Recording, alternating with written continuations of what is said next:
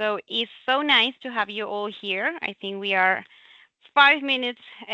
We gave 5 minutes to connect to the people, and we will be still welcoming everyone that is connecting right now to get started and try to take advantage of the time we have and all the people that or the experts that we have for today's meeting.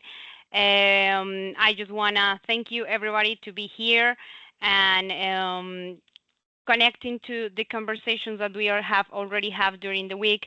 It's really a pleasure today to be sharing a little bit of what we have been doing in Colombia, especially to see how this can connect to Latin American and to other countries around the world on the experiences that how can we trigger or how can we promote circular economy in real actions. So it has been a wonderful couple of days here in Brazil with some really interesting conversations between extraordinary experts from all over the world. You have already seen how these conversations have talked about challenges, have talked about some of the solutions that we have been trying to explore in different countries. But one key point that I want to highlight, let's say, before starting our session is that along the different discussions that we have had so far and the topics brought to the table these days, it is clear the importance on how can we bring all this framework of the circular economy into actions and how we can share those actions, how are they working around the world, and what are like possible solutions that we can be sharing or adapting to the different contexts that we have in the European scenarios, in Latin America, in Africa, and so on. So saying this, the idea of this accelerator session is basically to show a piece of what we have been working here in Colombia and how we can connect, how are we connecting or creating these ecosystems of on different value chains to impulse or to promote how circular economy should be showing some results and impact in our country. So saying this, I just want to welcome everybody. I'm going to share the screen and tell you a little bit about the rules of the session, just to keep in mind. Okay, so is everybody looking at it? Perfect. As I said, today we are going to talk about upstream circular innovation for Latin America. And our agenda, quickly, is going to be focused on 4 points. First, we're going to start talking about tools and the shape that shape the future. So how some instruments that we have created here in Colombia are working in different value chains and how are they helping companies and the ecosystem to grow these circular economic solutions. Second, we're going to go through regulatory changing moves. Here we want to share a little bit of the experience we have had so far connecting the public and the private sectors and how they really empower and create more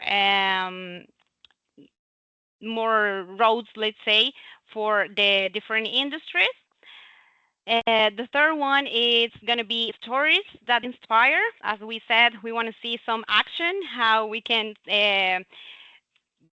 reflect the results and the impacts that some ideas, some companies are having here in Colombia.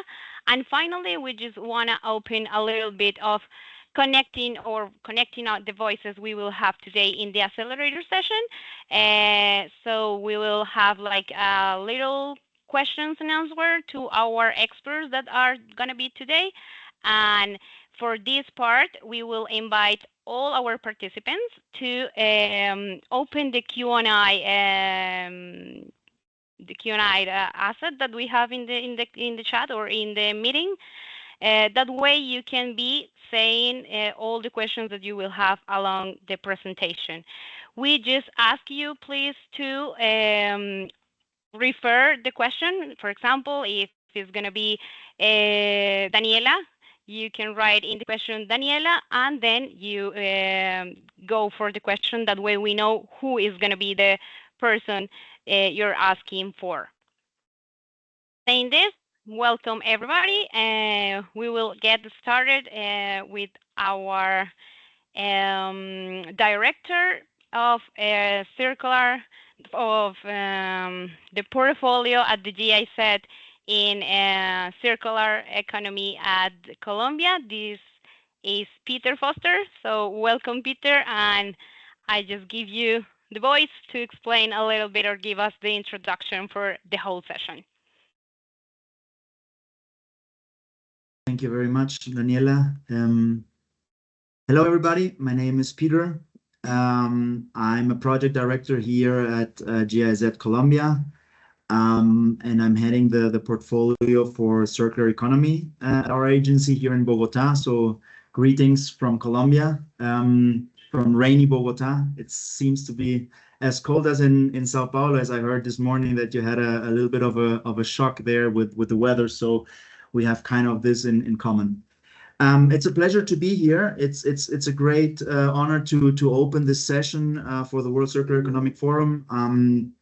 It's a great event. I participated last year on it, and I really had a great experience. Lots of interaction with experts, and I guess that this session in Brazil is now the same or even better. So I hope you're all having a great takeaway from this session. With regards to what we're doing here, so you heard that, and you know that this session is based on circular economy, obviously, but on the innovation aspect. And this is something that here in Latin America, or at least in most of the countries that we've been working on, we know that circular economy is mostly focused on waste management, traditionally focused on waste management. It was seen as a tool to solve those problems almost all of our countries here in the region have with regards to landfills and to a certain overflow of valuable resources that go directly into the landfill.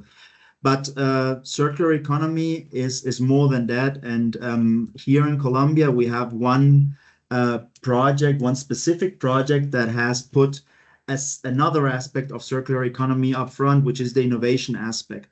So we call ourselves ProUSAR. It is a short for a project that is focusing on sustainable use and efficient resource management. And our main focus within this within our work is based on helping companies in 3 different sectors to work on innovation aspects, basically to reduce the input of primary material, plastics or any other ones, and to increase the amount or to increase the share of secondary materials into their products and expand the life cycle of their products and services. And this is something that we know that it's not been worked upon on many countries, or at least not in such an intensive way as we've been doing it for the last 3 to 4 years here in Colombia. And this session is basically to bring this aspect up front. And I'm very happy to see so many familiar faces here of all those companies that have been working with us all over these years on this exact aspect. And I'm very happy well, I'm proud actually for all the results that these companies have achieved, because basically what we do is we just facilitate a little bit, but the main actors here and the protagonists of all these are the companies that are actually putting these aspects into work and in place and actually creating a market and a new perception towards products and services with this innovational aspect in it. So I don't want to take much time away. I think it's much more valuable if you hear from these experts that are here about how they implement these innovational aspects, how they live and how they implement circular economy throughout different sectors in Colombia. I think today we're going to have at least 3. I see that we have at least 3 different sectors here present. So it's going to be a great session. I hope you all have a good time, and please ask. I think we have also from my team a lot of people there, great experts with a lot of experience that could surely answer a lot of questions and give you also the insights on how we work and what we've been doing over the last years. So without further ado, have a Have a great session. Thank you very much for your time, and a las órdenes, as we say here in Colombia. Ciao. Thank you very much, Peter.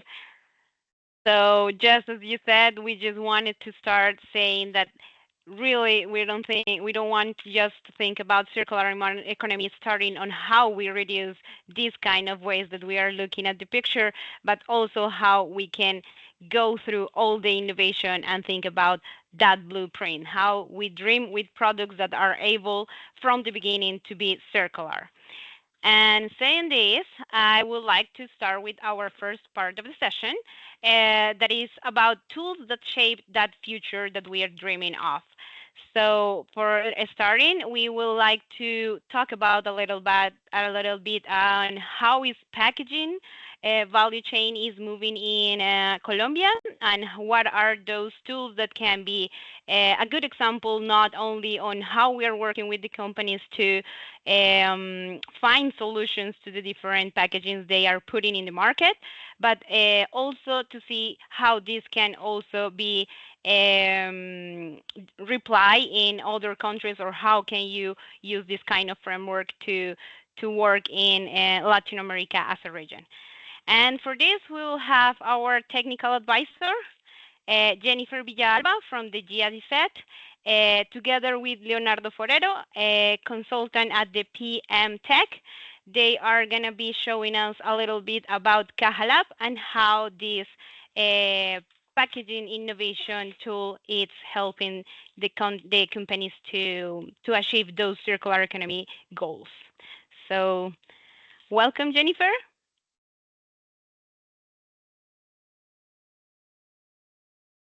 Thank you, Daniela. Thank you, Peter. Hi, hello, everyone. It's a pleasure to be here with you today. I would like to share a tool that was co-created with both public and private stakeholders in and for Colombia. The purpose of this, next slide, please. Daniela, thank you. The purpose of this tool is to simplify the innovation process for companies, providing a clear and practical roadmap for adopting circular packaging.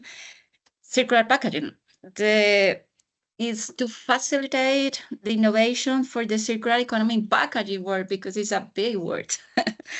This tool has two main components. The first is a smart Excel file.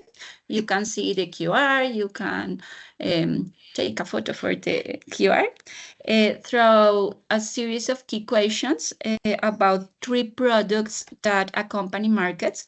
The tool helps to identify innovation opportunities. It does so by guiding the user through 3 main phases. The first step is let's get ready. Here, the company identifies, for example, the size, available resources, products, and baseline for the materials, for example. The second step is let's define. In this phase, Caja Lab presents detailed questions that are answered collaboratively by different areas of the company. Based on those answers, the tool suggests innovation opportunities, alternatives. The company can select innovation measure based on supporting materials, examples, relevant information are provided to help guide the decision-making process. The third phase is time to innovate. Here, the companies guide through the activities needed to implement the selected innovation strategy. And finally, fourth step, next steps. In this stage, the Excel file outlines how to monitor and improve the innovation effort over time. The second component is a PDF guide that provides a step-by-step explanation of how to use the tool. Now, this is the QR. Please download it. Next slide, please. Now, so why Caja Lab? Well, we started with a reality that many Colombian companies made very clear. Co-designing packaging or choosing circular packaging isn't an easy decision. Although there are technical references that explain the innovation advantage, like, please, one click. Ellen MacArthur, Sustainable Packaging Coalition, Cradle to Cradle, Golden Design Rules, Inclusive Prevent-Wise Alliance, our partners. Circular packaging is still a real challenge. That's why, based on those references, we focused on a common principle. Please link, Daniela. Up to 80% of the product environmental impacts is determined by decisions made in the design phase. Despite the circular economy framework often refers to 9 R's, we went back to the simple, the basics, when we're learning as a children. 3 R's: reduce, reuse, and recycle. Baby steps for the circular economy and upstream innovation. So we also reviewed environmental impacts methodologies, like material circularity indicators, carbon footprint, water footprint, life cycle assessment, and others. Some certification for Colombia to determine relevant indicators for our context for Colombia. And in conclusion, to sum up, Caja Lab was created because we needed to bring innovation down to the heart for our entrepreneurs, for our companies. Next link, next slide. So we work with this tool. We consulted various bibliographic reference, held workshops in different cities, listened to over 50 companies, universities, experts, and conducted expert interviews with more 25 persons. The fall organized, the result was that the tool is organized in 3 categories. The first category is eco-design for the use. This includes measures like eliminate materials, use renewable materials, use recycled raw materials, and process efficiencies for reducing consuming of water, energy, and other resources beyond materials, because the circular economy is not only materials, it's other things. The second category is eco-design for, please, like, eco-design for reuse. In this case, we can find refill, returnability, and we like to emphasize in B2B return and reuse, because it's a beautiful and impact opportunity to the reuse. And the third category is eco-design for enable recovery. This focuses on 2 main approaches: design for recyclability and design for compostability. Each of these innovation strategies include ease of application, guiding questions, resources required, actors, indicators, and communication tips. This is the guide. And with this, we hope companies can begin innovating in a simple and inspiring way. Caja Lab was impressed by a tree. Why? Please click, Daniela. A tree, it's a nature's perfect model for circular economy. This was our inspiration. Now, I'll hand it over to my colleague Leonardo, who will walk us through what it's like to apply this tool and support a company in adopting circular packaging in their business model. Go ahead, Leo. Thank you. Thank you, Jennifer, and hello, everyone. I want to say thank you very much for the invitation.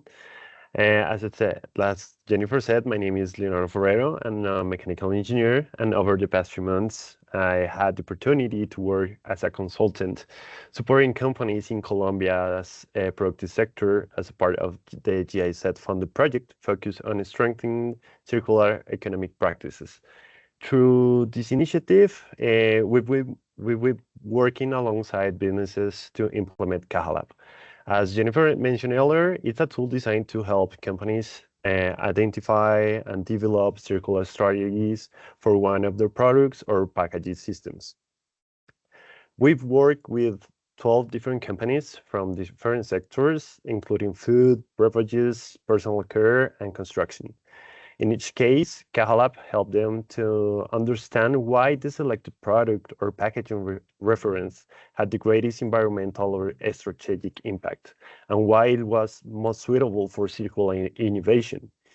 But in my experience, the value of Cajalab goes far beyond the product selection and analysis. It enables teams to recognize which circular strategies are truly applicable based on their current capabilities, materials, technical requirements, or any other key aspects.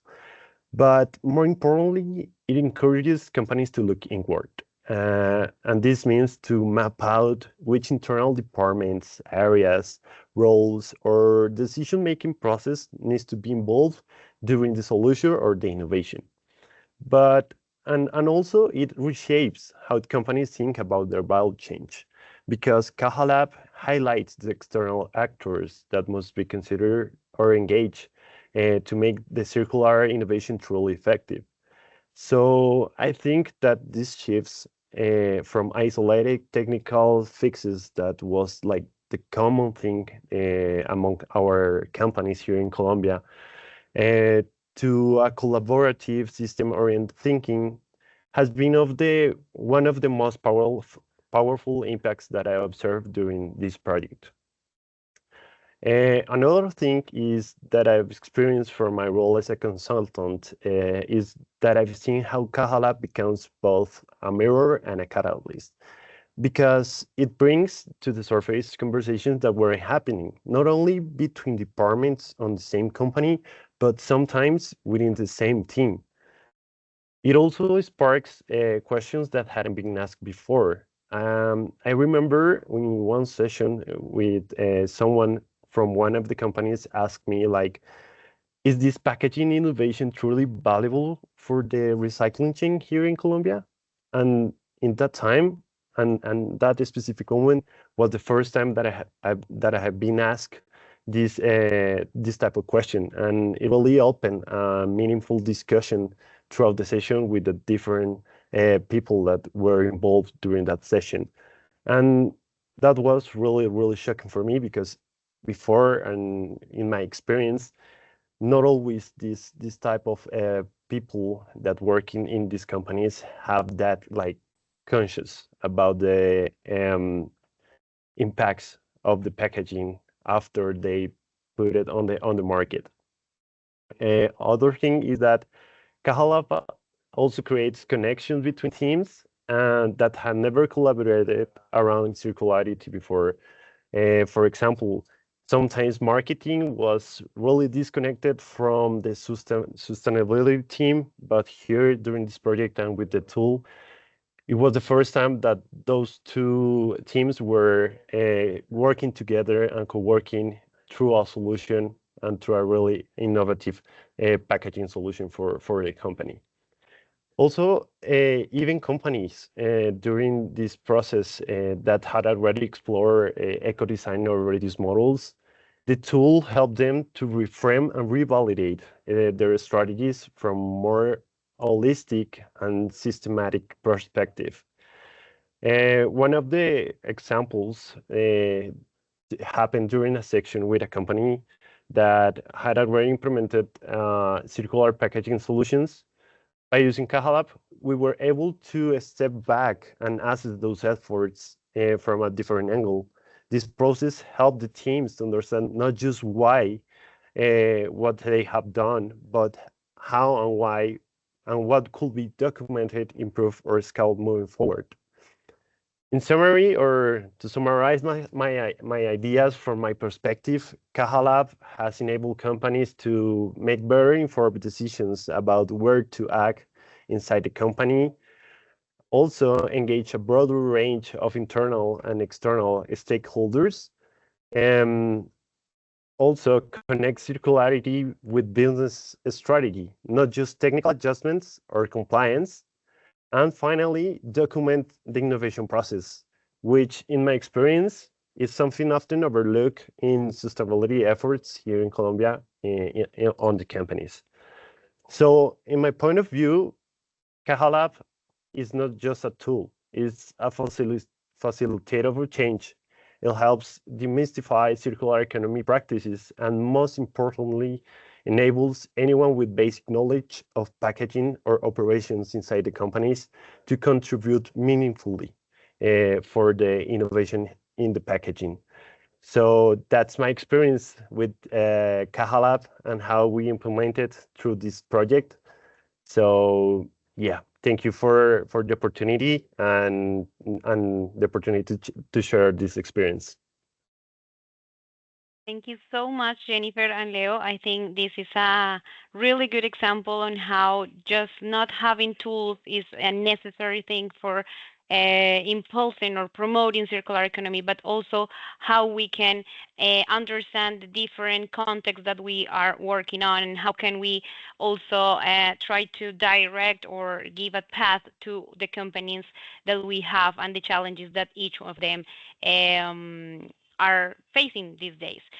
So thank you very much. And now we would like to go to a different topic. It's same tools on how can we promote the innovation, but we would like to change from the packaging world to our tourism side. So how we can also innovate and try to impulse the experiences that we have in the tourism sector into circular solutions. So for this, I would like to invite Catherine Tavares. Catherine, she is the Director of Productivity and Competitiveness at FENALCO, and she is going to show us a little bit about the circular room, designing the circular room, a practical guide for lodging services, and how you can also apply these kind of solutions in hotels and lodging services in general. So welcome, Kate, and I give you the word.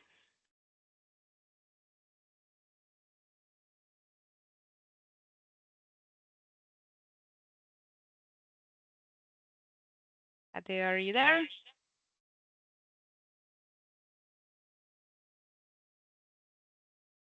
Let's give her just a second to see if we are having technical problems. I think Kate is having some technical issues. She is connected, but she's telling me that her camera doesn't work, but apparently her microphone also does not work. Maybe you want to skip her intervention for now and start with the next one to see if she can reconnect. Okay, thank you, Clara. So we can jump into Reviven. I'm just gonna change the slides a little bit.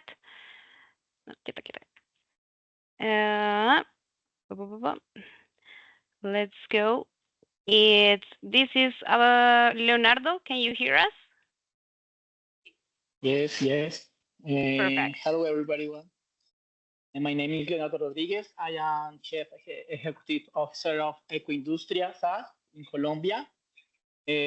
Our enterprise work in the project GAZ in computer refurbishment. Today, I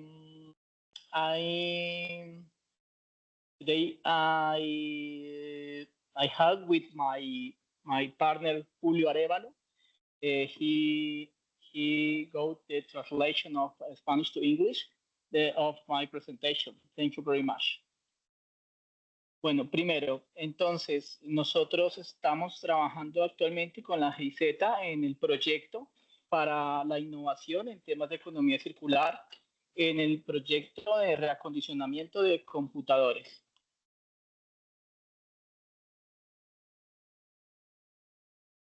Do you listen, Julio? Julio?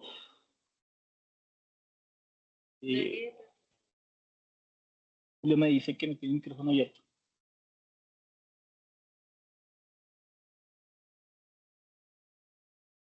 See if Excuse me. German. Can you help us with the permission of Julio? Of his microphone, please. Que Julio me dice que tiene mi conexión abierta. No importa. Entonces, continuemos. Continues. Why promote innovation in the circular economy?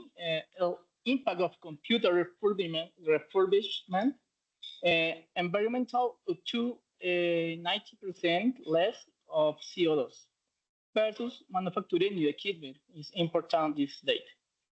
Reduce e-waste by 92% in topic economic about economic. The first 50% savings compared to new equipment. Global market spending $12.6 billion by 2032. In topic social, improves access to technology in vulnerable areas. This project is very important for Colombia because a lot of people don't have resources, economic resources for sell a new computer. In this topic is important, the solutions for the community. Okay, continues, please. Next slide. What is the tool? The tool we work with the GIZ is about what like improve the process for diagnose, evaluate the functional, aesthetic, and technical condition of used computers. Securely, ARIS data is important for the enterprise that put the computers that ensure privacy by complying with international standards. And repair recommendation is important standards cleaning, upgrade, repair, and quality control process. Temporary equipment ready for a new life, define optimal conditions for storage, packaging, and responsibility. Design recondition laboratories includes technical criteria, workflows, and operational safety. The impact is turn waste into useful assets, reducing digital divides and supporting and circular models. Continuously.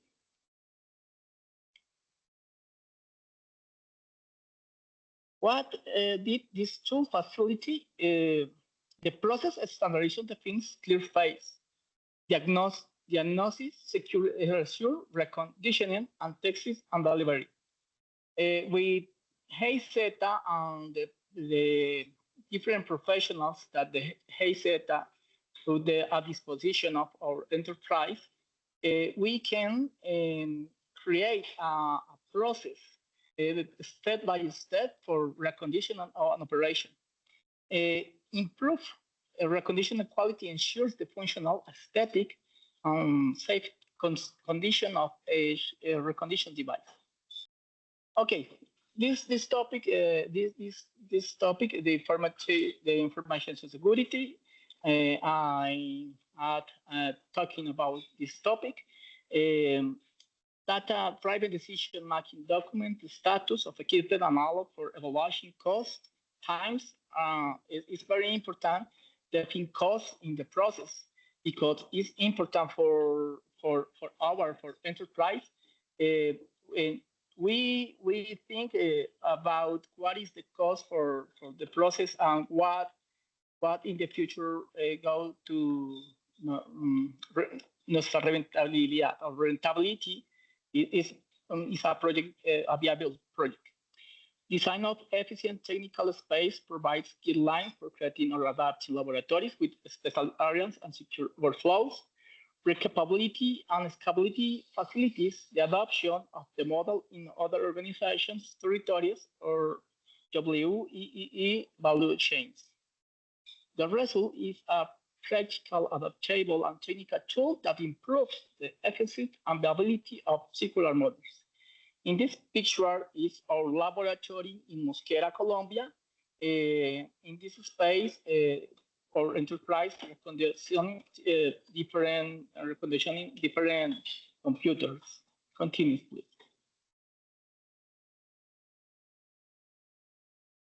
Our Ecoindustria, the case study, we improve standardization of recommendation process, preparation for certification, about under NTC is a norma técnica colombiana for improve our process in reconditionation. Preparing for obtain the green seal contributes to compliance with environmental criteria to violate the sustainable and responsible process. Especially to the other electronic device provides is a first step. In this moment, our enterprise is investigate and apply different methodologies for reconciliation. This is a word difficult for me. For do the process with different device. For example, the different electrical device with I don't know, a small device electricals.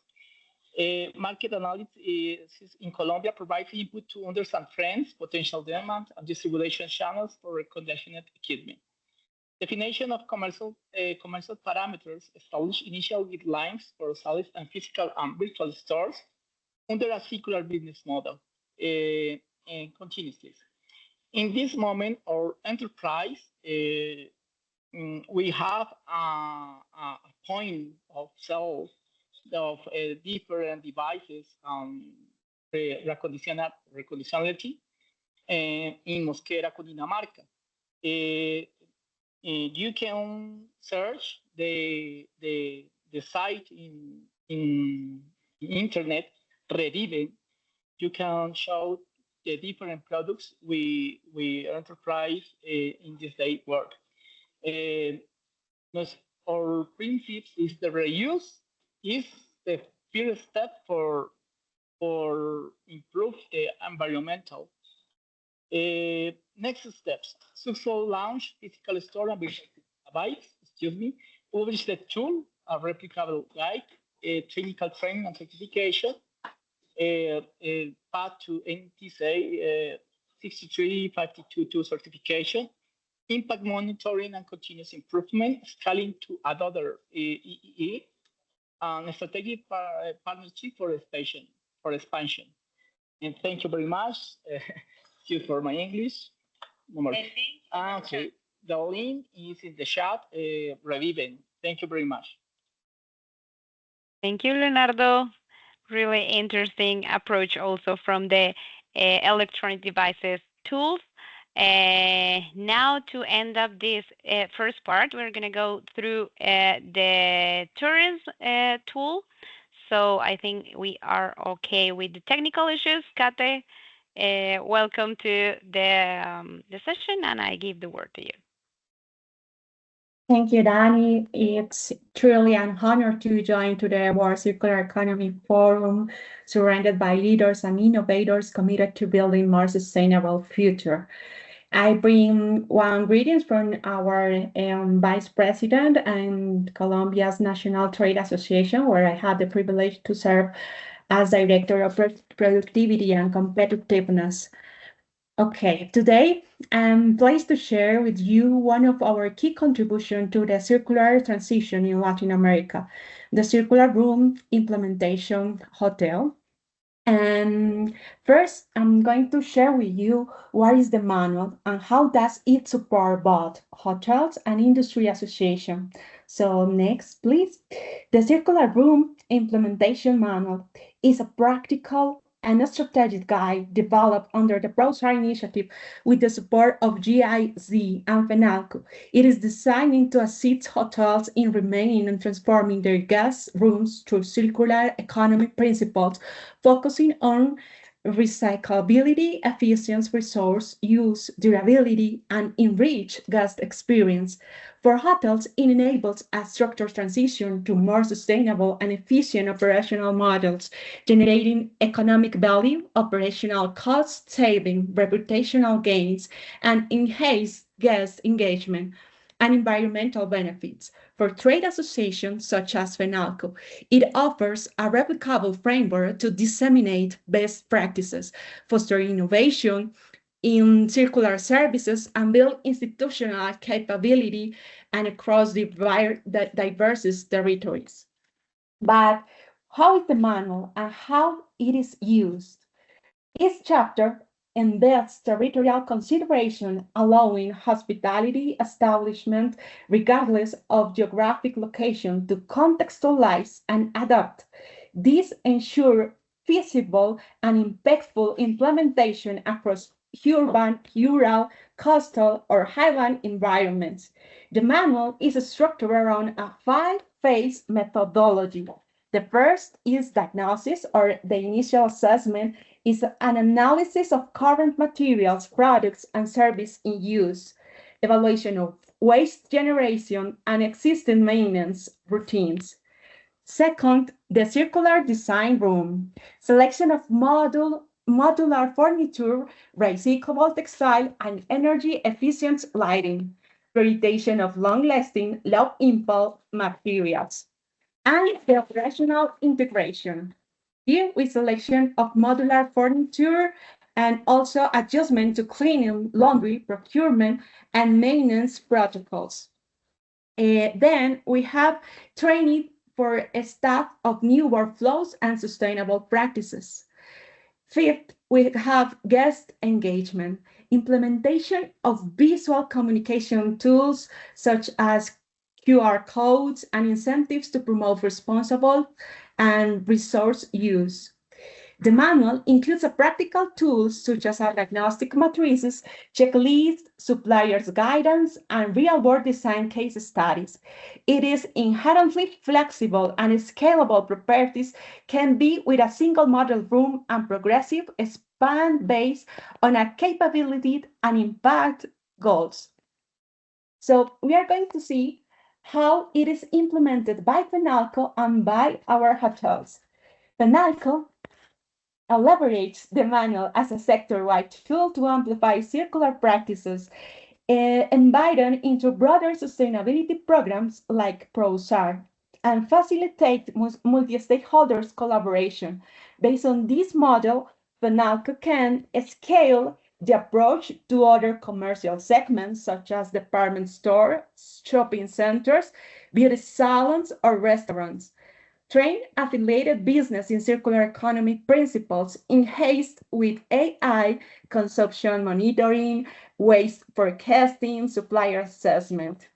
Align with existing business sustainability programs to co-finance pilot initiatives across the network, and also develop licensed intellectual capital in the form of toolkits, consulting services, analytics, or educational offerings. Foster a strategic partnership with universities, AI Innovation Center, industrial designer, and startups to scale circular innovation throughout the FENALCO ecosystem. And how do hotels apply the manual? Hotels can adopt the manual as a practical guide for phase transformation. Implementation does not require a full system overhaul at once. And they may initiate with a flagship model room, as done by Hotel Suana in Santa Marta. Introduce change in stage, starting with furnishing, followed by textiles and operation routines. Deliver a distinctively sustainable experience for environmentally conscious guests. Examples like Hotel Suana Santa Marta and Bio Hotel in Bogota demonstrate successful application. These hotels have incorporated recycled materials, modular designs, smart consumption, and monitoring or revamped service protocols. As a result, they have not only reduced their environmental footprint, but have also strengthened their brand positioning in the sustainable tourism market. Next, please. To advance truly, this is a call to action, and we would like to explain why this is matter globally. The Circular Room Manual is a scalable model and help all of our industries. But there is a key essential point that we would like to share with you, and is make it scalable and make it easier to understand to all your guests and also all your supply chain. For that reason, to advance toward a truly circular model in the hospitality sector is essential to strengthen productive linkages across the entire value chain. In the next slide, we could show you how we include all the supply chain, because a circular room is only possible when the entire value chain is transformed. Here we see how the implementation of this circular room prototype, as detailed in the manual developed by GIC and its partners, demonstrates that isolated intervention from a single actor in the ecosystem are not sufficient. A strategic coordination is required among suppliers, designers, operators, recyclers, and producers of goods and service to ensure that each component, from textile and furniture to cleaning products, meets circularity criteria. This approach not only maximizes positive environmental impact, but also stimulates the local economy and fosters new sustainable business opportunities. The circular room is not merely a transformed physical space. It is the tangible outcome of a connected business ecosystem working collaboratively toward a common goal, closing loops, reducing waste, and revaluing results. Thank you so much.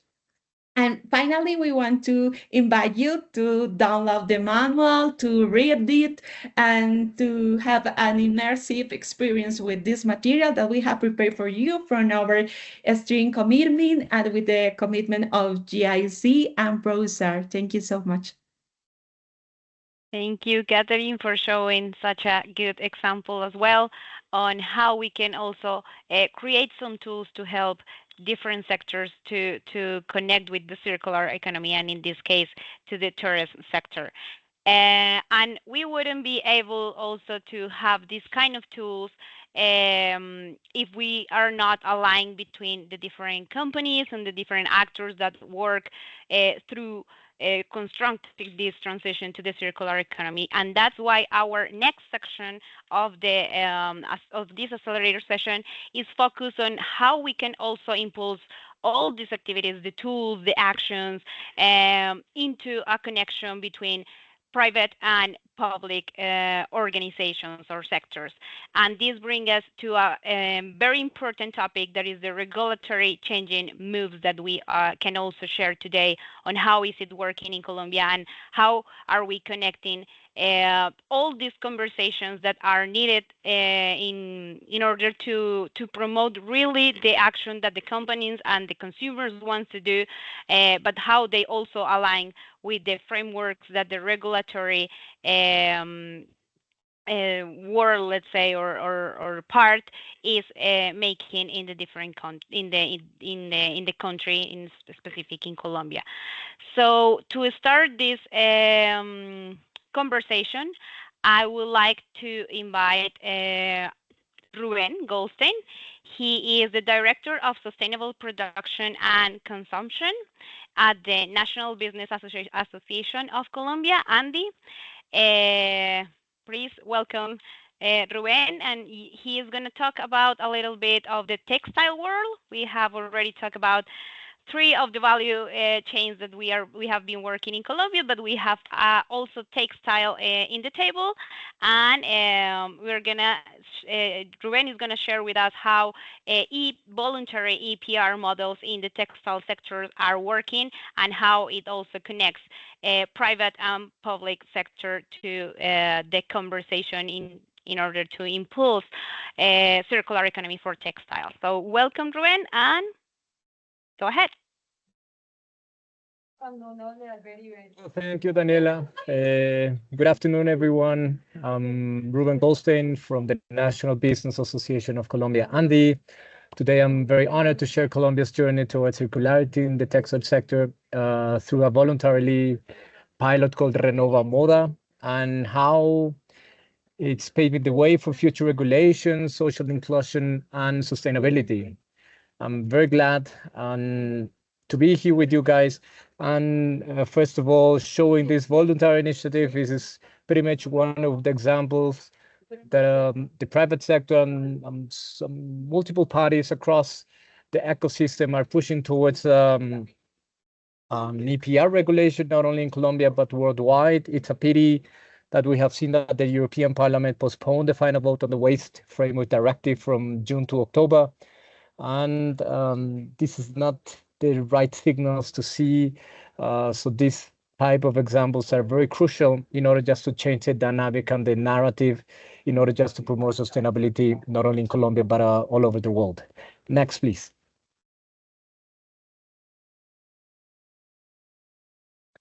So in Colombia, we have been building this extended producer responsibility schemes since 2007. It started with tires, pharmaceuticals, and gradually expanded to e-waste, packaging, and now plastics.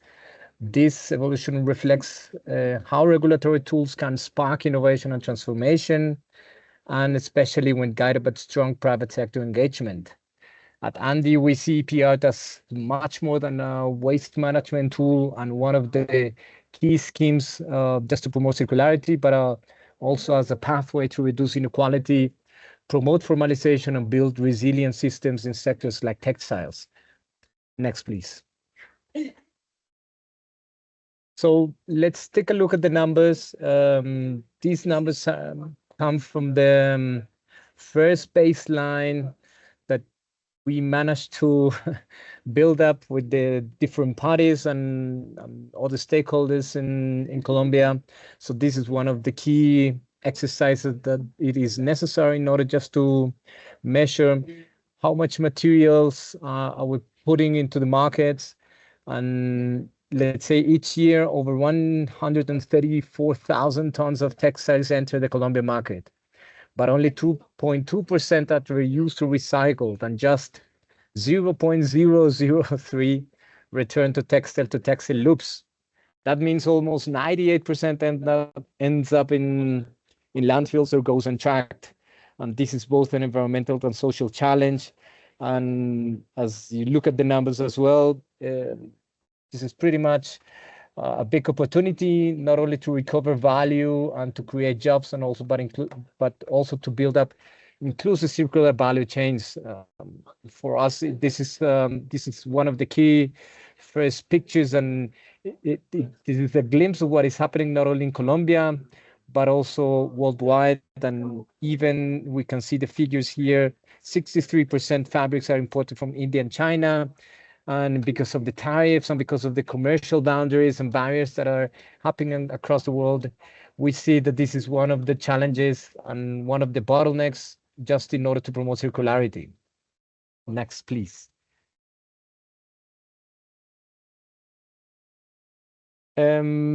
So as we decided and we saw that this is one of the examples that we need to implement actions, and we need to do things not only from the private sector, but also as we need to lead with example. So Renova Moda is the first voluntary EPR pilot for textiles, as far as we know, in Latin America, another one from Australia.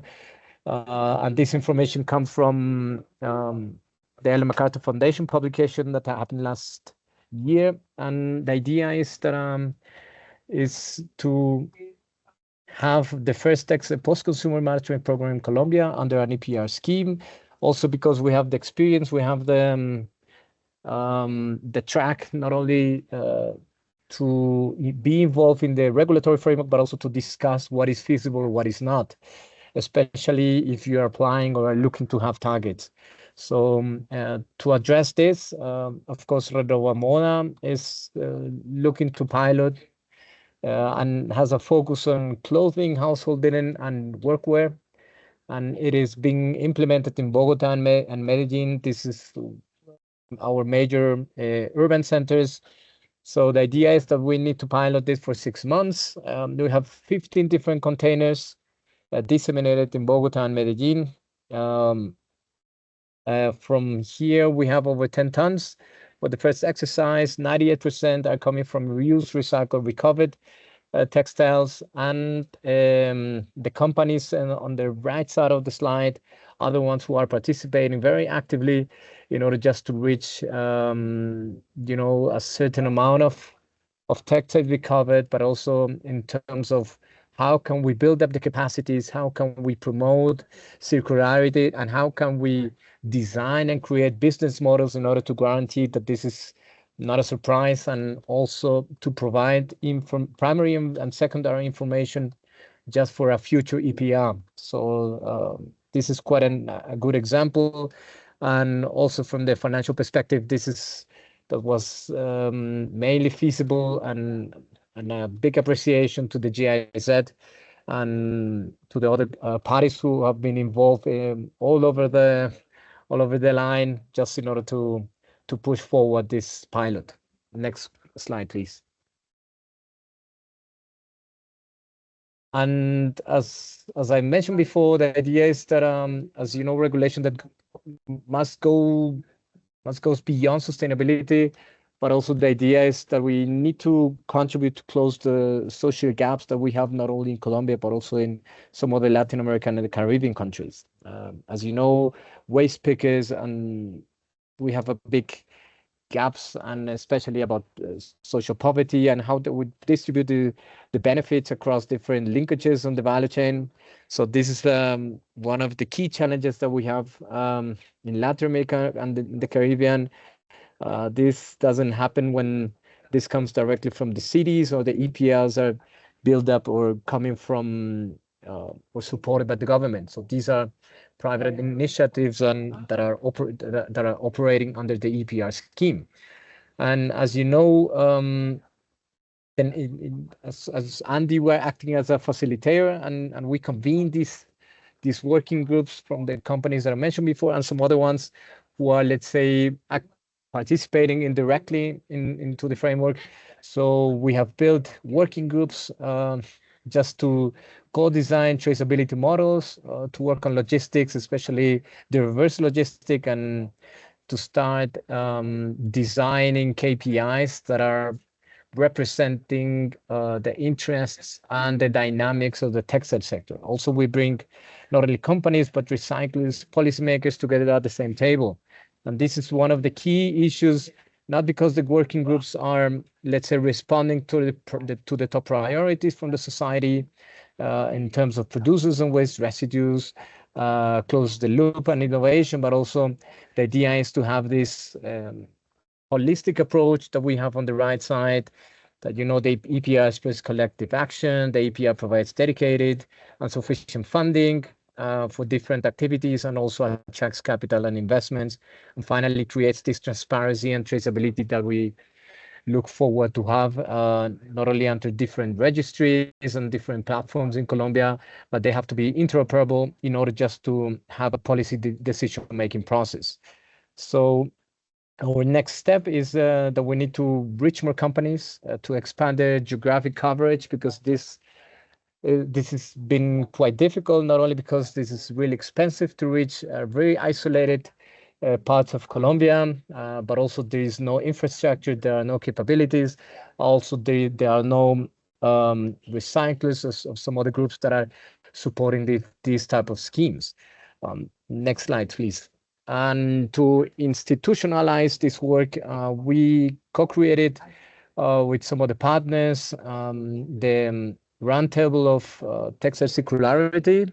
As you can see here, the idea is that it is comprised of the Ministry of Environment, the Ministry of Commerce, Industry and Tourism, and the FENALCO, Colombia Productiva, and some other local entities, and environmental authorities that are, let's say, are necessary to reach consensus, to design policies and regulations on circularity, to identify and promote best practices, and how do we enhance and push forward responsibility consumption habits, and especially create capacities not only across companies but across different actors that are part of the process. The idea is that this roundtables is in the process of regulation, that we will have also institutionalize this, and we have also like a long vision and a horizon, just in order to transform the sector and improve the livelihoods of the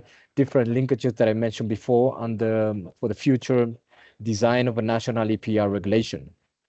So again, Renova Moda, as you know, shows that voluntary action can pave the way for smart regulation. We believe in the power of circularity as the driver of equity, and in partnership as the engine of transformation. So thank you very much for the audience. Thank you very much for all the people who are supporting this initiative, and we continue to move forward and to work to be one of the key examples, not only in Colombia, in Latin America, but across the world. Thank you very much. Thank you, Ruben, and congratulations, because I know it's really a hard conversation to open between companies, and especially also bring to the table to the public sector to try to understand how also textiles can be managed in our country. And we have been also seeing through the sessions of the forum that this is another material that is making a big impact right now in our world, let's say, and it needs to open the conversation right now and try to understand how we can find some solutions like Renova Moda, and conversations also with the public sectors in order to align how can we also work for better solutions to the textile industry. So to move a little bit in deep to a different material, we are gonna go now for Laura Flores. She is the director of the Plastic Research Institute in Colombia, the ECPC. And she is going to show us a different example, but similar to the one that just Ruben told us, on how can we also maintain, let's say, the conversation between the two sectors in order to push the solutions and not creating more barriers to the market. That is one of the challenges we have talked also during the forum, or we have listened from the different experts we have had during the week. So welcome, Laura, and tell us a little bit more about this integrated and collaborative work that you have been working, especially in plastic and the plastic world for Colombia. Thank you, Daniela, and thank you to the German Corporation for this very nice invitation. As Daniela said, from the ICIPC, the Plastics Research Institute in Colombia, we have been working in developing a market and a trade frame for an innovative material, which is bioplastics. And we have tried to collaborate with academia and also with some interested partners to better define how we should introduce into the country the use and regulation about the use of biodegradable and particularly compostable plastics. If we can move on to the next slide, please. So first of all, I would like to take a moment to talk to you about the ICIPC, the Plastics Research Institute in Colombia. This Plastics Research Institute is located in the city of Medellin, inside the University of EAFIT. It's a private non-profit initiative with 32 years of foundation and with about 30 collaborators. What we do is support the industry research needs, also the training needs, and we provide laboratory services. Recently, we have developed a seal. This is a certification for PCR, post-consumer recycled content, and also a certificate for eco-design. And we are attending the markets of plastics and rubber. We can move into the next slide, please. So, of course, we are all aware of the very concerning situation that plastic waste bring to our planet. In Colombia, we have been pioneering in the regulation to mitigate the impact of plastic waste in our environment. And we have different legislations that tries to improve the management of plastic and especially of plastic waste. So we have some legislations that addresses, as Ruben was telling us, extended producer responsibility. We also have some legislation attending to a prohibition of some single-use plastics, and furthermore, we have taxes on plastic, single-use plastics. So there is a proposition to replace some conventional plastics by biodegradable plastics. However, as the law was formulated, there were several voids in the text of the law. There were several gaps and gray areas that needed to be defined in order to have actually something that was better than what we have now, something that actually improved the waste and contamination situation that we are living. So with the support of the German cooperation, we started a so-called table where we started cooperating with several academic partners in order to define and in order to support the local environmental ministry who is in charge of regulating this law. May I also tell you, here in Colombia, we have a very healthy plastics industry, very innovative plastics industry, and also mostly a very responsible plastics industry who is trying to do the larger companies in the country. Almost all of them are trying to do the right things in order to have a sustainable future for plastics. And so we have something that's called the National Plastic Table. Several parts are involved in this table, amongst them some environmental associations, also the National Industry Association, where Ruben belongs, and this extended responsibility producer collectives, they are called here, and also academic partners such as us. So we have a very large table where several points of view are challenging each other. And within this table, within this large table, what we did with the help of the German cooperation was to create a smaller group of these academic partners who had experience in biodegradable plastics in order to generate unbiased information. So right now, it was important for our government to get support in the definition of biodegradation standards, in the tests that should be conducted within the industry.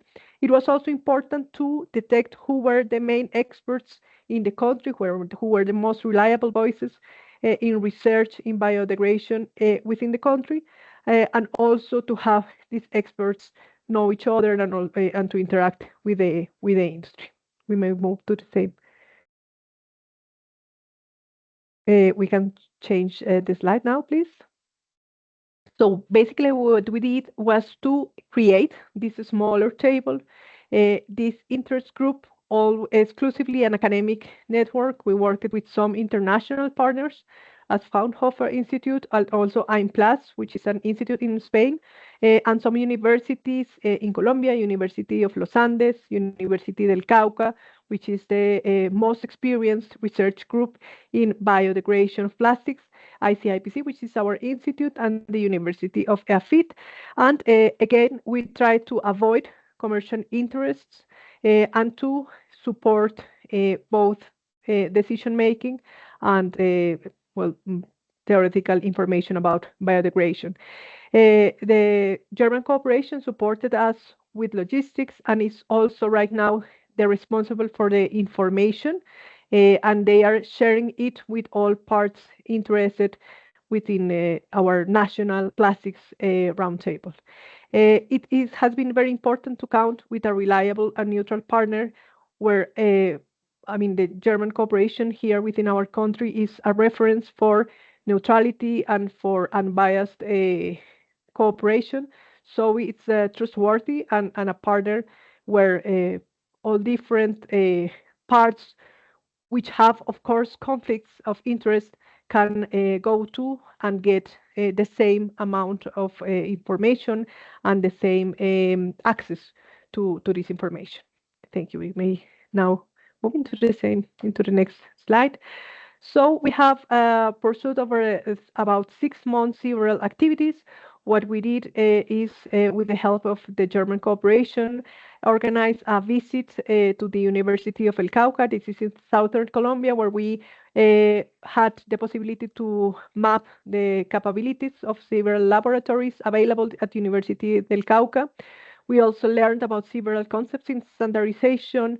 We were able to also understand several capabilities and biodegradation.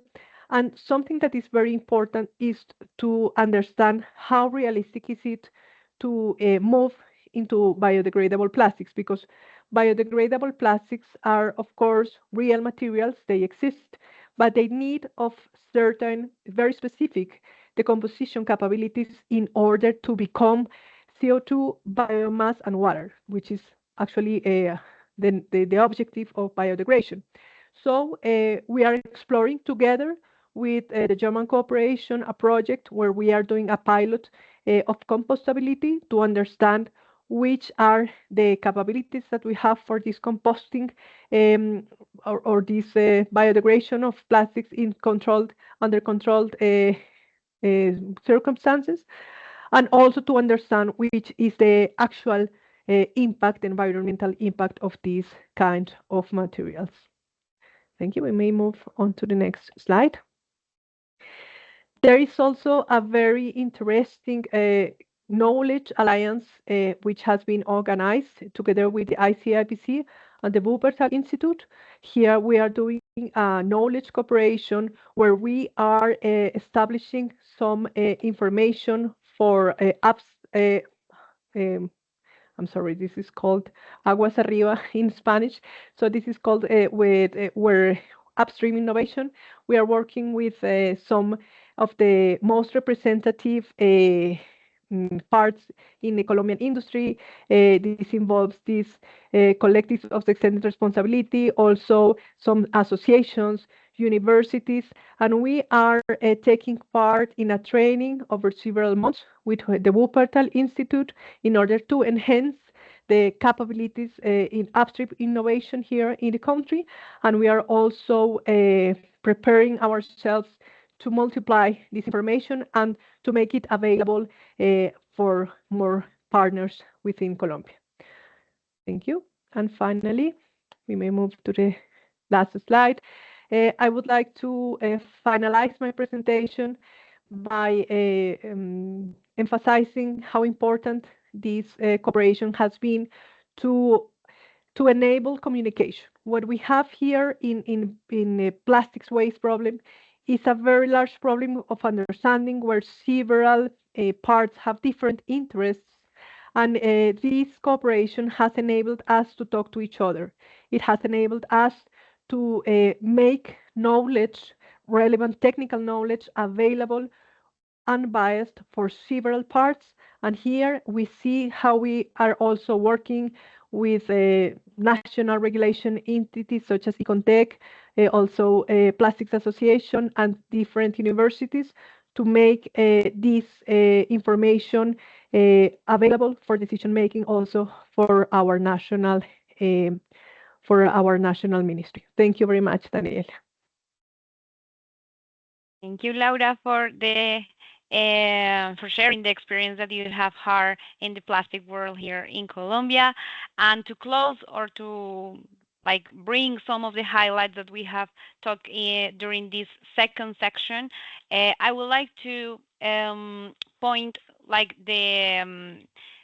the importance of creating not only the conversations, like we have these tables and like the forum, we have this space to see some of the challenges that we have in the world or in our different countries, but it's also important how we can get into action, how these stakeholders that sit on a table to have similar needs or similar challenge, how we go to the next step and what can be those solutions that we can do together.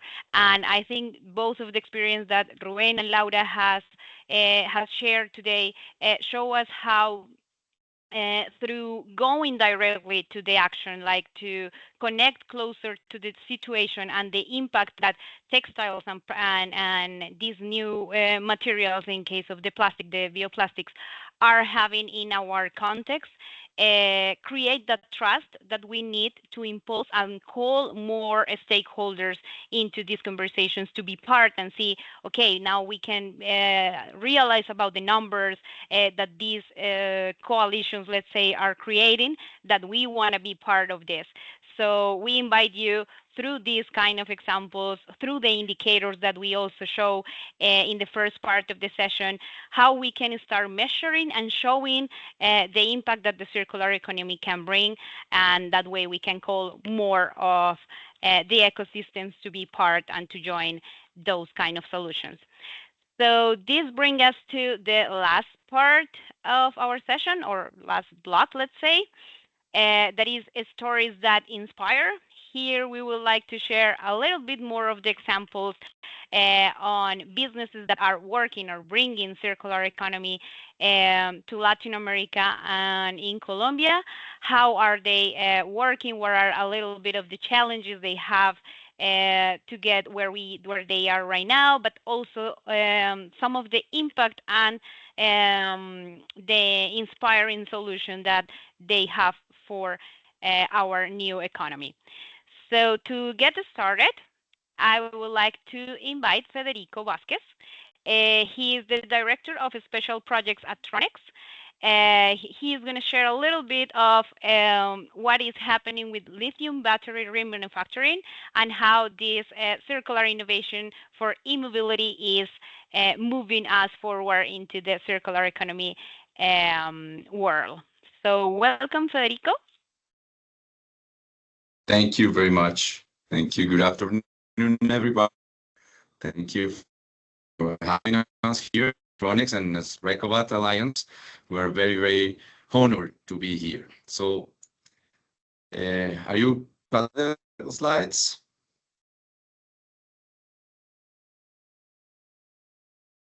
Would you please pass for the next slide? Thank you. So, let me introduce you Recobat, where the R stands for refurbishment, but it also represents reimagining, repurposing, and more reclaiming.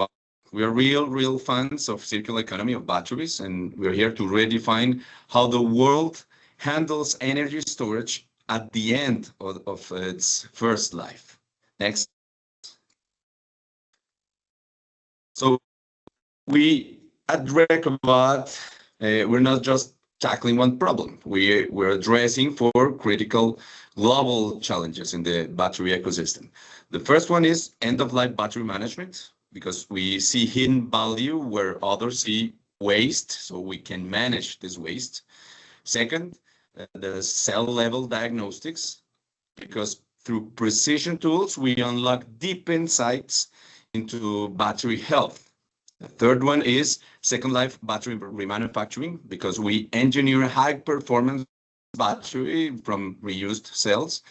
And last but not least, end of life cell valorization, because when cells can be reused, we recover valuables and close the loop. So each of these problems touches on sustainability, safety, and technology, and Recobat brings an integrated solution for all.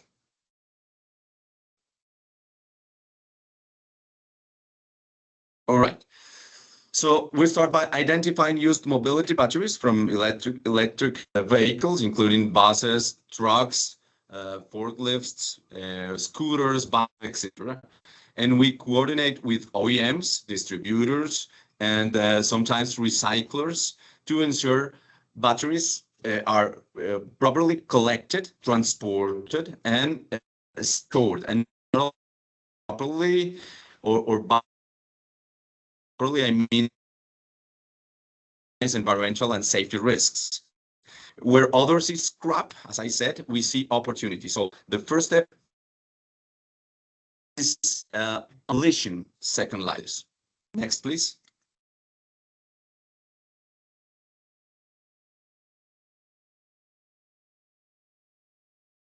So once in our hands, batteries go through a preliminary evaluation, and then when we disassemble safely the batteries using separate usable parts, we run visual inspections, voltage checks, and review usage history to determine early potential. So the first filter ensures maximum recovery and prevents unnecessary waste. Next, please. Part B.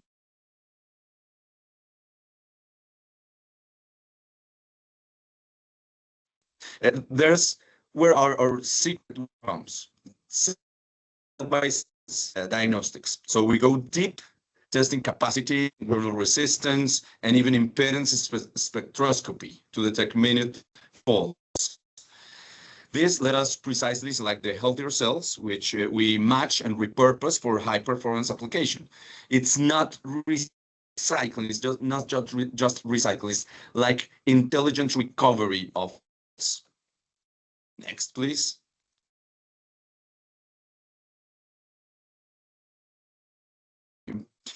Oh, we have second life battery remanufacturing.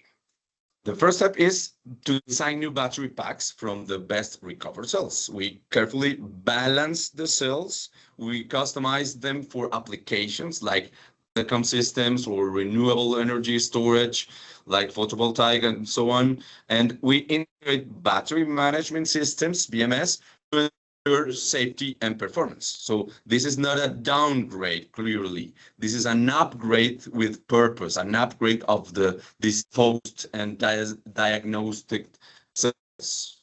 Diagnosed cells. Next, please. Okay, the part B is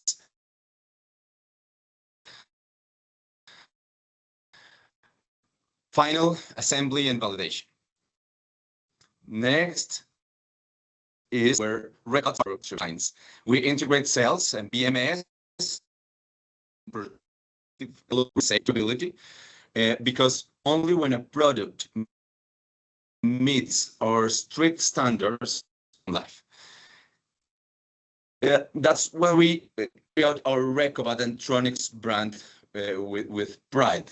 We are originally a brand of battery. We are a battery making company named Tronics, and Recobat is our second life brand, and it has to be a certificate, a warranty certificate for it. Next, please.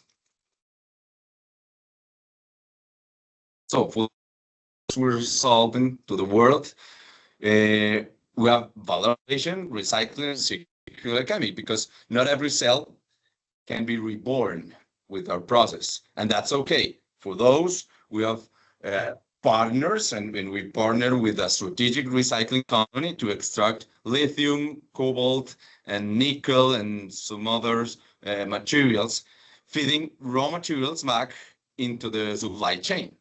It's a very important step because this step helps us to reduce hazardous waste, cut carbon footprints, and strengthen the circular economy. And it's an essential pillar for the energy transition. So Recobat closes the loop. It is a very loop for all the circular economy chain. We do that responsibly and profitably. Next, please. Okay, this is an internal communication, so I apologize for it is in Spanish, but it is to demonstrate that we communicate internally. This is not just to show off, it's a genuine communication because we communicate to internally in the company that our compass is clear. we align with sustainable development goals. The SDG number 7, clean energy, the SDG number 8, decent work and economic growth, SDG number 9 is industry and innovation, clearly. SDG number 12, responsible consumption and production. This is our main goal.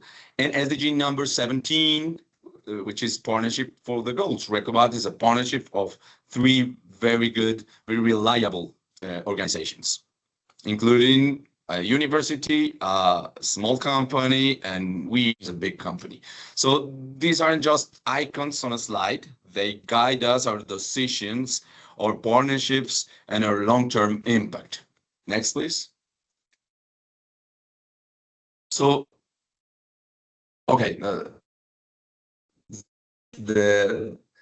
I'm closing here. Recobat not just a battery company, as you see. We're a circular innovation platform of Tronics, which is the mother company here. So we combine engineering, sustainability, and business sense to solve problems that matter, and we turn them into opportunities for all. So join us in powering the world's second life of battery. Thank you very much.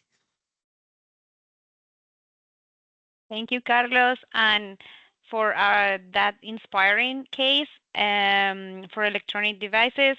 As I had said before, is one of the topics that it has been really relevant during the forum, and it's also nice, always nice to see more examples on how these kind of devices can also move forward into the circular economy systems. To keep going with some examples that we have, I would like now to invite Ana Maria Villegas. She is the CEO and co-founder at Ciclo. She's going to show us from the packaging world, how can we apply also reusable systems for packaging, and how, especially in the delivery world, it is making an impact and bringing some different and innovative solutions to the table. So welcome, Ana Maria. Hola, thank you all, and it's an honor to be here with all of the people who have speak before, and I'm super motivated on how much we are doing here in Colombia about circular economy. Thanks to all. Well, yes, Ciclo was founded as a reusable solution under principles of circular economy. Is our main goal.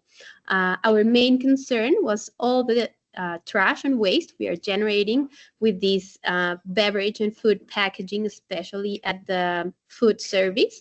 This is meant to be restaurants, food courts, cinemas, massive events. Well, and you can, I believe, understand more examples around this. Can you help me with the next slide, please? Thank you. Thank you. So it is clear that most of circular economy solutions are mainly logistics challenge. And this is when we realized that to be able to initiate a reusable system, we had to be able to track and trace the packaging that we were going to enable in the system.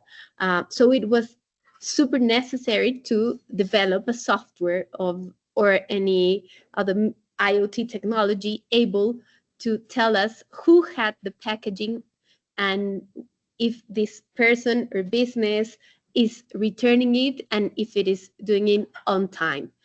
So this is how Ciclo began building this software.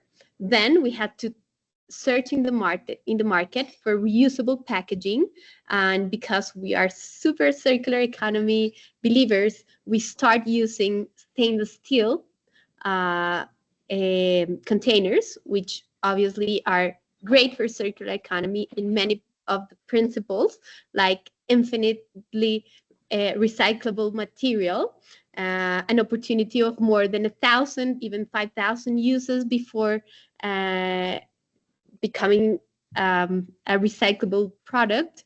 And this is why we had to make sure that this packaging was going to stay alive during all of these lives that can have, or all of these loops. because this can mean 10 or even 15 years of these containers around our cities being used once and other more. So we had to add an ID to each of these containers, a unique ID, to be able to track and trace it. We had to develop an app so users can download it and make sure that they can have an ID inside the software too, to be able to borrow the containers from restaurants. We also had to develop an inverse logistics. We built it up through electric tuk-tuks. This was our first model of inverse logistics. Obviously, we had to develop the first cleaning station for this purpose. We call it like a cleaning station as a service. And finally, we had to be very good in the consultancy process and design of the system to make sure that business can make this transition, because we are going to touch each of the departments of the company to make sure that this transition is possible. And I always remember this when I studied circular economy, and it's about systemic transitions. Systemic transitions are a super demanding job. It's a super exciting topic, but when you come to the practice, it demands a lot of work and a lot of work of coordination and articulating different actors and disciplines to make it happen. And this is what we have to make sure we are able to do inside each of the brands that are ready to transform to a reusable system. We are accomplishing 98% of return rates. This is a very nice indicator that our technology is accomplishing what we were meant to do with our software solution and all these services around it. Okay, so can we go to the next slide, please? I'm going to tell you 2 or 3 examples in different brands where we have already implemented a reusable system. I'm going to tell you about the ones that are successful, but also others that did not succeed because it's still a transition, and we are also learning, and companies are also learning how to do it. Okay, so right now I'm going to speak about Takami. Takami is a group of restaurants in Bogota. They have 15 brands and 45 restaurants in the city, mainly fine dining, but also a few brands of fast food, let's say, or maybe like a fast food chain. Well, Takami is a super nice case. This is one of the successful ones. They really trust on us, are the first ones that wanted to try our beta solution when we had our first MVP ready. Before knowing about Ciclo, Takami was trying to build a reusable solution, but obviously they are not reusable system operators, and they realized they needed someone else to take care of this, because what they really know how to do is to prepare food and serve it well and have a nice service at the table, but not to take care of all of this packaging.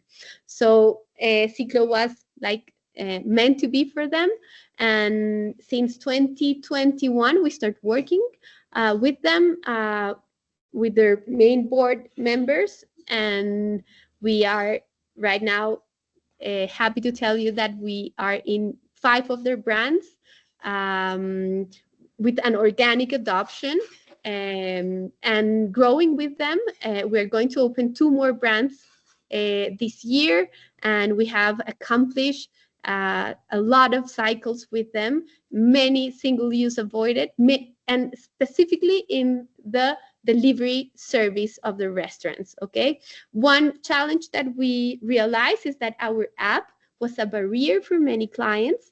It demanded a lot of education and marketing to let the users know they had to download the app to get their unique ID to be able to borrow the assets. So we end up in a full integration with their website.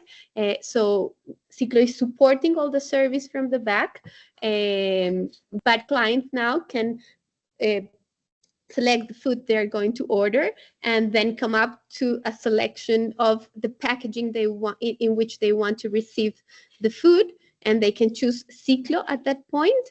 And well, it's a much easier process. Before, we also was asking each of the users to, once they finish their food, through our app, to order the recollection of the containers or the packaging. When they selected this this service, we were passing the next day for the packaging in a large window of time during the day, because we are not an on-demand solution at the delivery service. We are collecting packaging that is already dirty, so no one is expecting us at a specific time and is not hungry for their food, so we can have a very organized recollection and optimized routes. But the thing here is that people forgot to select this button and to tell us that the packaging was ready to be picked up at their front desk of their building. So now with the integration, the collection is automated to be done the next day of the delivery.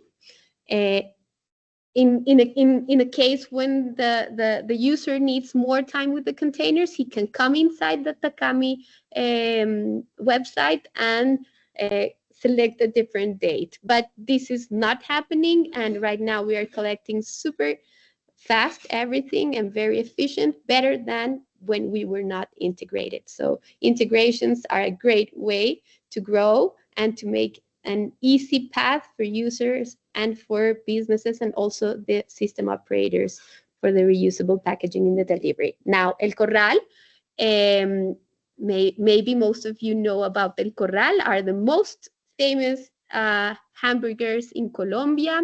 It's one of these brands that is in the heart of Colombians.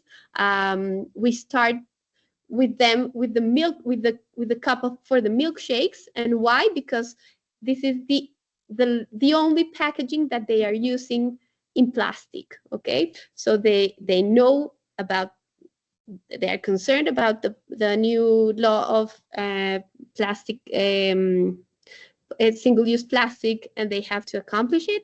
So they realize maybe we can be also a solution for them. And we ran a pilot for 6 months. It was meant to be only about 3 months, but well, finally we gave them the 6 months. The thing here are 2 or 3 learnings. The first one, again, our app was a barrier for the final consumer to add to the program. So we understood very fast we had to develop a tap and reuse solution, so we could only arrange the packaging to their payment method in a super easy and fast way. This is something we couldn't be able to pilot with them during these 6 months, because it demanded from us to develop a new feature that we up to now don't have ready. The next one is, oh, no, sorry, something else about El Corral. Another learning I would like to share with everyone is that it's super important to give incentives to the personnel that is attending the restaurant too. They have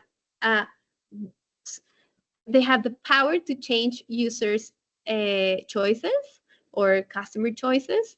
And here we had also a bad experience about this, and also was part of the responsibilities of not scaling this pilot.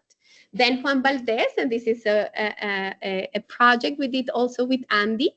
I know some people of Andy is here, and probably they tried our cups at their offices. Juan Valdez has also a service inside corporate buildings where they offer the coffee for the people who works there. And we ran this pilot for 2 months. It was super strict from Juan Valdez to accept a solution like ours. And at the end of the pilot, it was surprising to receive such nice congratulations from the brand about Ciclo development and how Ciclo solved all of the problems during the pilot. And right now we are negotiating a way to scale up the solution to other corporate buildings and keep delivering the service also in Andy too. So we are super happy about Juan Valdez right now, and also is one of these brands of Colombia in the heart of everyone. So I hope this can also feel like a seed for other brands and understand that changing to reusables is possible and that the environmental benefits are huge, as Juan Valdez already experienced it. Now we have a super small business, but one of the most valuable for Ciclo, and it's called the Casa.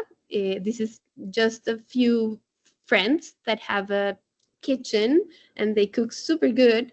She's Spanish and the other one is from Venezuela, and their kids, they at school they hated school food, so they decided to prepare very nice food for the kids, and we offer them the reusable solution for this case. But we had some challenges here too that brought us to our new software solution, that is the software as a service.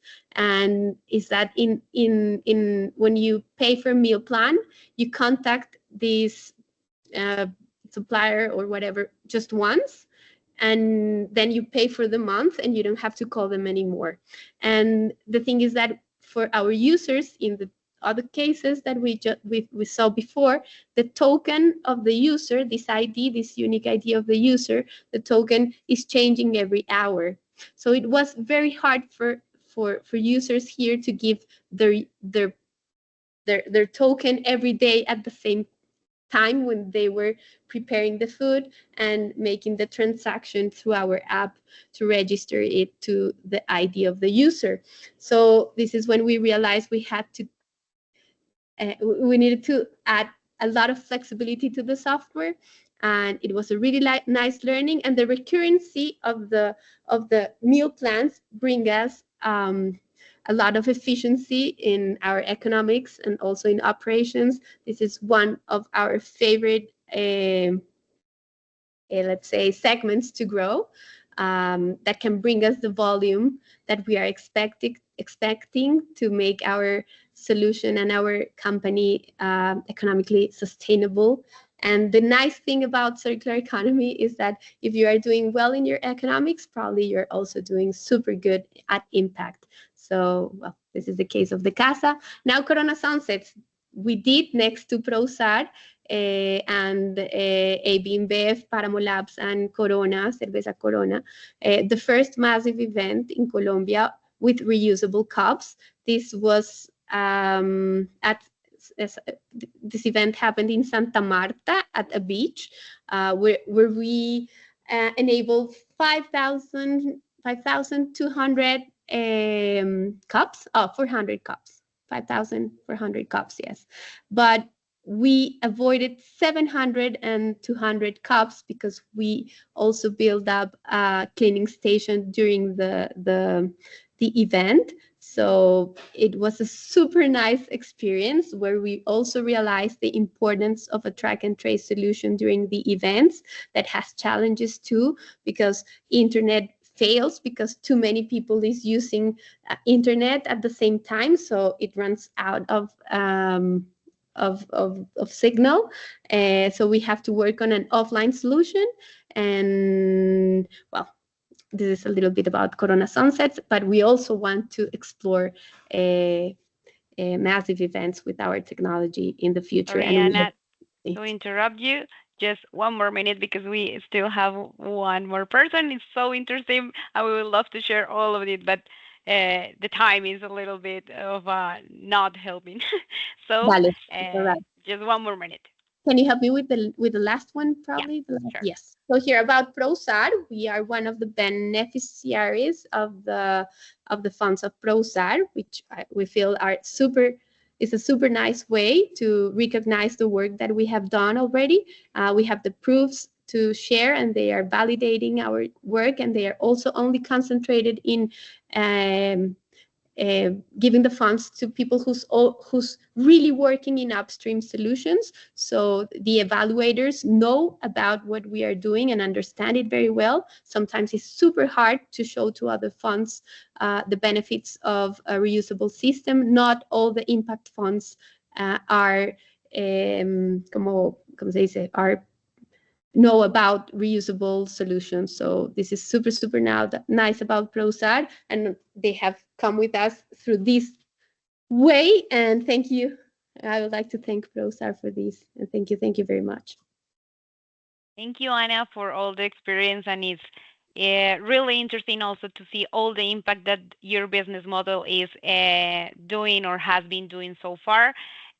Feel free, everyone, to contact. At the end, we are going to share all the information of our speakers. That way you can reach them and have deeper information of the one that they are sharing today. So in order to keep with our agenda, we are going to close our cases, our special cases of business with the Hotel Suana. They're gonna share with us a little bit of how they have been working or applying directly circular tourism experience to their facilities. So welcome, Carlos Balcazar. He is the Director of Continuous Improvement and Sales at Suana. And yeah, welcome and share with us a little bit of it. Okay, hi everyone, how are you? For us here in Suana, it's a pleasure to be in this panel, and we salute you from our heart. I'm accompanied by Silvia Escobar, that is our operation manager, and also with Ana Guarnizo, that is our housekeeper. Next, please. We have prepared just a short video, it's a 1-minute video for you to understand and to get to know a little bit of our hotel. Can you help me? Yeah, just a second to share the video.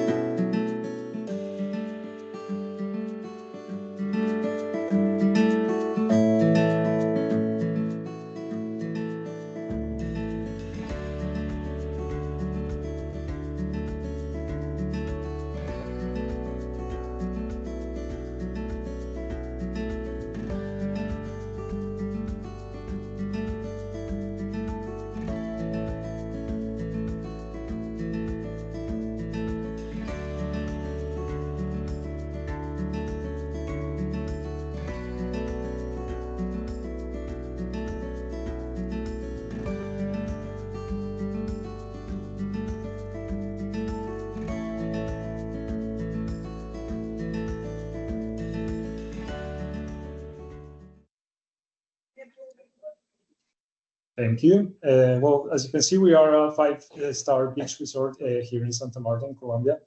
And well, this experience is all about our circular tourism or our circular rooms here at the hotel.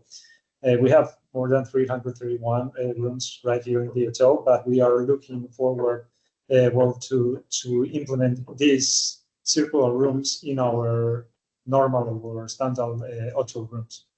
Can you pass to the other next, please? So, well, this experience, how we do it. First, we map all our material flows. We have to evaluate all the materials that we have implemented in our standard rooms, and we have to identify all the opportunities for waste reduction. We know that there were several processes or there were several materials that were opportunities, but we also have to keep certain quality and central standards that we have for our rooms. So after that, we selected different products and different services that locally will apply different circular or sustainable process or materials that could impact in our circular room.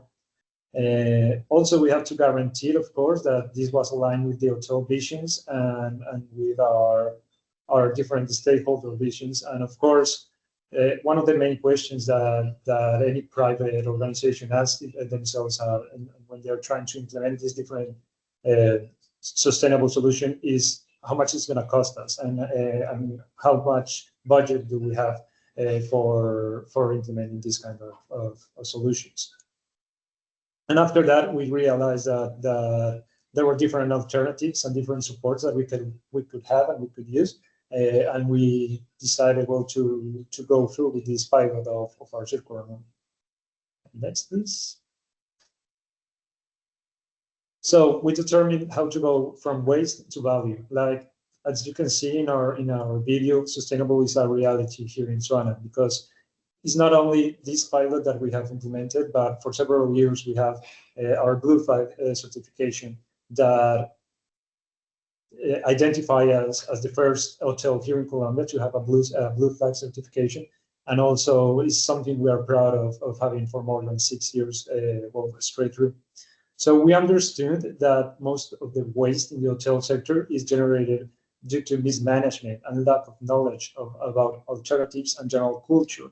And this is a reality that we face both in Colombia and mostly here in Santa Marta, because the lack of knowledge of these sustainable solutions is something that is a challenge, and that is a mindset that must be changed culturally in our country. So first, right here in Suana, we were like skeptical about the circular water room, because the first thing you think is that it's going to cost you a lot. But like I told you, we changed, and we were capable of changing that mindset, and we were capable of involving different stakeholders of the entire process, not just our neighbors and the community or the providers, but basically the entire circular system that we were managed to change. So it's like a path that we are building and that we are walking at the same time, and it's something that we are very proud of being doing right here at the hotel. Can you change, please? So we identify different textiles, different packages, and electronic items that we could change. For example, we have our air conditioners at the rooms, and we implemented a solution for them to turn off immediately if the room is vacant or is empty. And these type of solutions really help building that sustainable room. Or for example, we reduce or eliminate one plastic uses, or we have been reusing different elements from the bedroom engineering that we have applied to our community or to our other process right here in the hotel. For example, the baskets or the cleaning carts that the housekeeper teams use are reused from this bedroom engineering, from these textiles and these materials that we have been reusing. Can you change, please, to the other one? Well, of course, like I told you, we've been reduce and we reuse and recycle different of these elements. Change, please.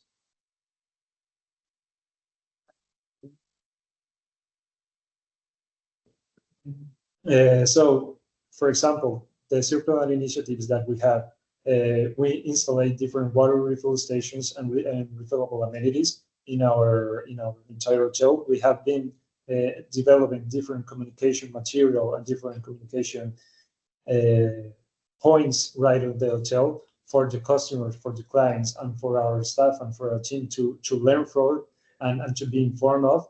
And these images that you can see are those textiles that we have transformed. In the old days, we will probably just throw away all those lingerines and all those bedroom materials. But what we are doing right now is creating or reusing them as cleaning clothes, decorative baskets, and bags for our waste braids, trolleys, and brooms and mops and protectors for our housekeeper material and team. Next, please.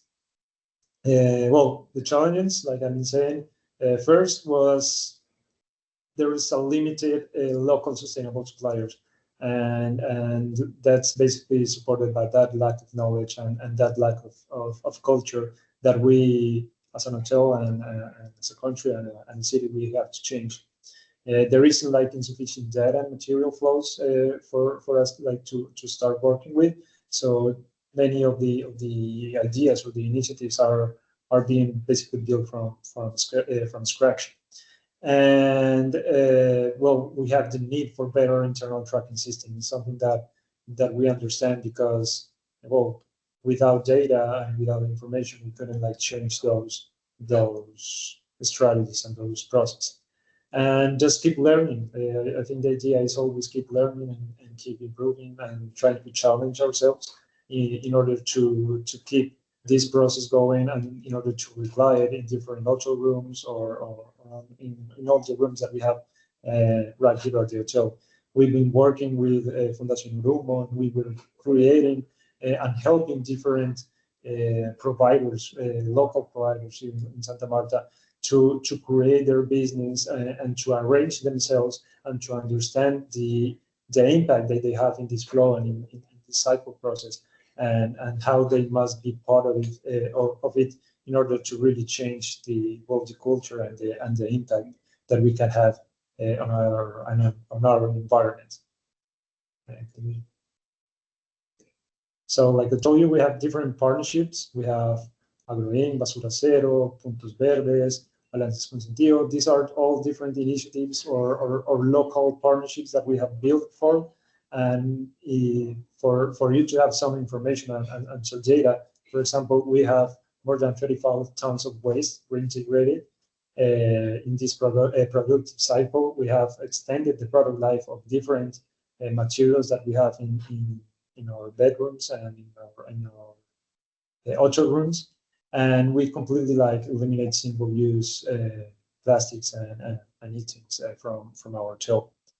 More than 6 tons of food waste have been transformed into fertilizers, and we have promoted social inclusion with the support and the initiatives that we have been through with Fundación Urumbo. That's pretty much our general experience so far.